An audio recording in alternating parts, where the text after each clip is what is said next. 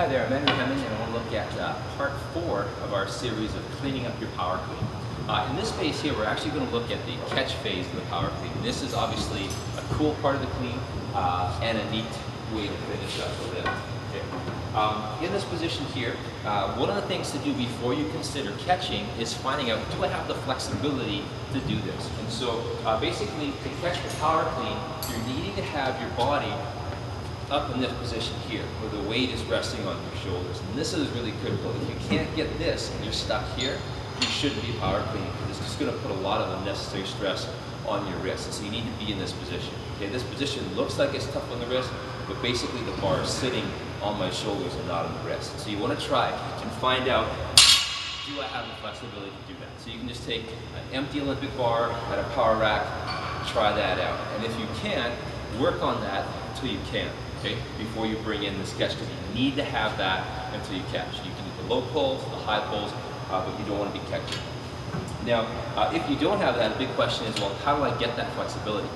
One of the things that you can do, and probably the thing that I find the most effective, is just to practice that. So have a bar set up in the rack, and between sets of whatever you're doing in your training, practice that position of holding like that. Okay, and just get the bar on there and do your best to get the elbows up and create a shell for the bar to sit on. Okay, and over time you'll build that flexibility in doing that. Some people may find that doing some flexibility work for the wrist flexors may help a little bit, and so you could do that with taking a bar in the rack like this and just kind of hooking it in the rack, holding it there. That's a trick from Mark Rippen's that may work. Or you may find that you're just kind of going down on your hands and knees in a position here like this, and then just leaning back gently and getting the stretch in the wrist can help out as well. Okay. Ultimately, I found the best thing is just practicing that position separately of doing power cleans and then getting good from there. Now, when it comes to actually doing the catch, what you want to see happen is the body is rotating around the bar. And so a lot of times when people are learning this, what ends up happening is it looks kind of more like a reverse bicep curl than it does an actual clean. And so what we're in essence doing is at this point we've finished the high pull, and now we're going to come under and basically rotate the elbows under to catch the bar. And so the actual bar is staying in place as the elbow rotates around it. Okay? Great strength coach, college and NFL strength coach Joe Ken had a great saying, and he said basically you want to think of punching your elbows. And so you have this jump, and then you have this punch. And that's in essence what we're doing. The arms are coming up like this, you're staying in position, and I'm punching forward aggressively there to get that. Okay? So you want to work with that series. And again, the idea is that the bar itself is not moving, it's my body moving around the bar. So the bar is just coming up and doing this, punch the elbows forward from there. Okay, so this is what it's supposed to look like. We'll see if this works. In the position, again, if I'm starting from the hang position here,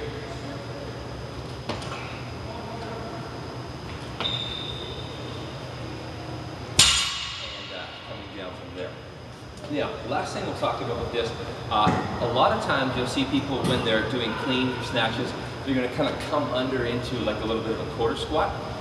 Technically, the definition of a power clean is that you're basically just pulling up into a little quarter squat. When you're learning this, most people make the mistake of emphasizing that right from the start. And what happens as a result of that is you see these kind of partial jumps where people lose that full extension of the hip, knee, ankle, which is the most important part of the power clean for an athlete. So when you're learning this, don't worry about the dip initially. Just focus on coming up, getting exploded, and then punching the elbows forward.